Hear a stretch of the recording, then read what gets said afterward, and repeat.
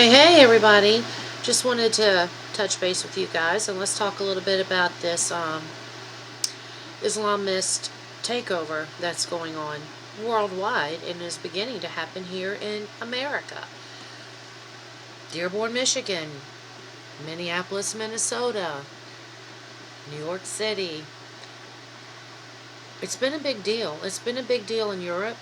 I've been watching the UK protest trying to get their country back because native Brits are now the minority in their own country. They're being arrested for silent prayer. Yes, that happened. You can go look that up. I'm not going to stand for that here. That's not what America's about. Now, I'm not going to judge someone for their religious beliefs. I do believe in religious freedom. But if you're coming to America, I'll give you a space to practice your religious beliefs, but you're not going to condemn mine. You need to focus on assimilating. And if you can't assimilate to America in our culture, then you don't need to be here. And that's just the way that I feel about it. You can hate me if you want. I don't care. I'm keeping it a buck. I don't want these people here. I don't want them trying to take over my country, as I've heard one of the Imam leaders say, through ballot or by bullet. And they're getting themselves elected into positions of power. This is how they're slowly starting to do it, and slowly putting in these various little changes in the laws and everything, telling Christians they're not welcome at their own city council. Because Christians are the minority now in Dearborn, Michigan. This is a problem. This is an absolute problem. So we're going to touch in on News Nation that is going to be talking about this. And I hope everyone pays attention because it's on. It's about time the Muslims, especially the youth in the West, it's time for them to understand what should already be known, that the Kafir West, particularly the US, are enemies of Muslims. That's one of the leading Islamic faith leaders in the United States calling for jihad. He's one of many imams who are taking a, might say, hardline stance on terrorism here in America. In fact, the Wall Street Journal just put out an op-ed highlighting Dearborn, Michigan, a piece called Detroit's Suburbs, America's Jihad Capital. And they had some examples, some proof, you might say, of influential Islamic voices there in Dearborn, Michigan, promoting terrorist ideology. For example, this imam who called for the destruction of Israel after October 7th. They left a fire in our hearts that will burn that state until its demise. The vast majority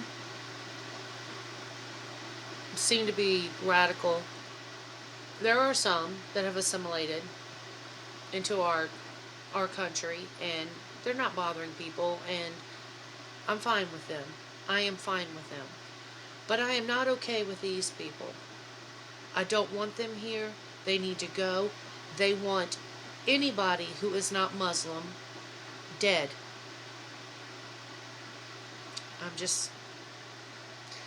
I'm warning you, it's about to be a big deal in this country. We've got to stand up. We've got to fight. And we have got to insist that the same rules apply for all elected positions, especially on the national level, that apply to the president. You must be a natural-born citizen, period. That's how you stop this. It never would have happened if that had always been the case. To be clear, this is happening in America. These aren't clips of imams from other countries. In America, and in Dearborn, Michigan specifically, another faith leader praised the October 7th attacks, as well as the Hamas fighters who slaughtered babies and raped women. That day that it took place was definitely what we call Ayyamullah, one of the days of God. Days of God. It's true. The brothers who were there, they planned, they trained, they made every effort, blood, sweat, and tears.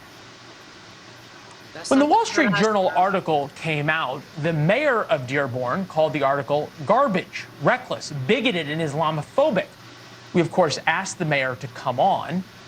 To be fair, we've asked the mayor multiple times to come on since October 7th. He's either refused or not gotten back to us. The invitation is, of course, always open.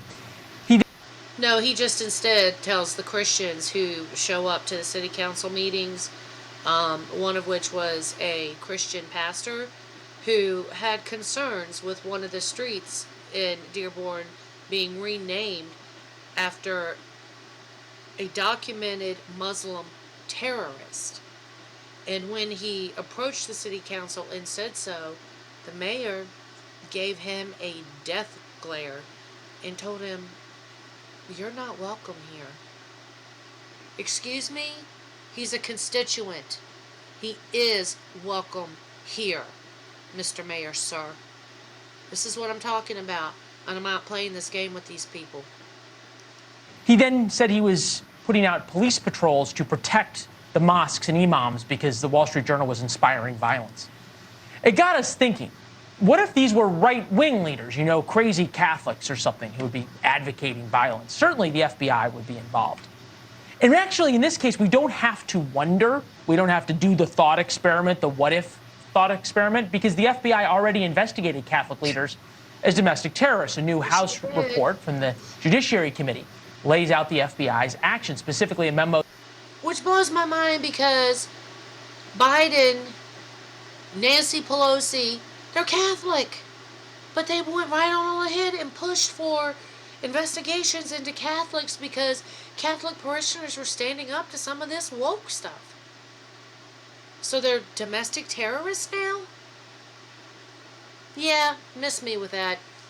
Memo that described some churchgoers, in the FBI's words, as radical traditionalist Catholics. Tracy Walder served at the CIA's Counterterrorism Center, also formerly of the FBI, and with us now. I'm wondering if I'm right to compare what these imams said to material support for terrorism, which is illegal. I actually think you are right, Leland, and let me explain why. Because the reality is the conversation and the speech they are engaging in is hate speech. Pure and simple, full stop. It's intimidation, it's threatening, it's harassment, and it's discriminatory. And you can say something and people not agree with it. But when you are saying that you want to purify the land of swine, apes, and hypocrites, calling for the destruction of Israel, calling for jihad, that is hate speech. And so I think you're correct in comparing it because that's illegal, quite frankly. Yeah, we're looking at some of the rallies that have been held, and they weren't pro-Palestinian rallies, they were pro-Hamas rallies. There's a difference. President Biden's response to the Wall Street Journal piece, Americans know that blaming a group of people based on the words of a small few is wrong. That's exactly what can lead to Islamophobia and anti-Arab hate, and it shouldn't happen to the residents of Dearborn or any American town. We must continue to condemn hate in all. I don't know who wrote that tweet under President Biden's account in February of 2024. But I'd bet my life it wasn't President Biden. Forms. I think the question would be, is that when you have people who are now being protected by the Dearborn police and idolized by the Dearborn mayor saying these things, that's very different than someone condemning what these imams are saying. I'm wondering why you think even the mayor of this town wouldn't be condemning what the imams are saying. I think that that's a great question, and that's what I'm very concerned about. He should be condemning it because I understand. He's not, because he supports it.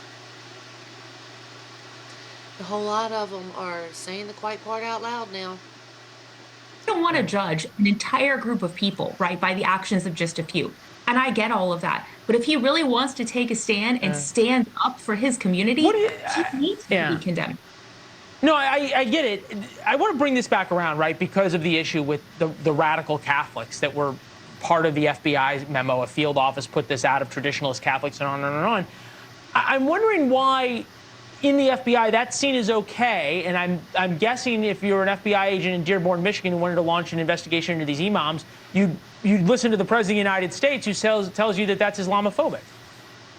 Well, I'm going to be very careful with how I talk about this because I think there are still investigations ongoing. But one of the things that I did at the CIA and at the FBI, we had operations going on in some of these mosques in Dearborn, Michigan.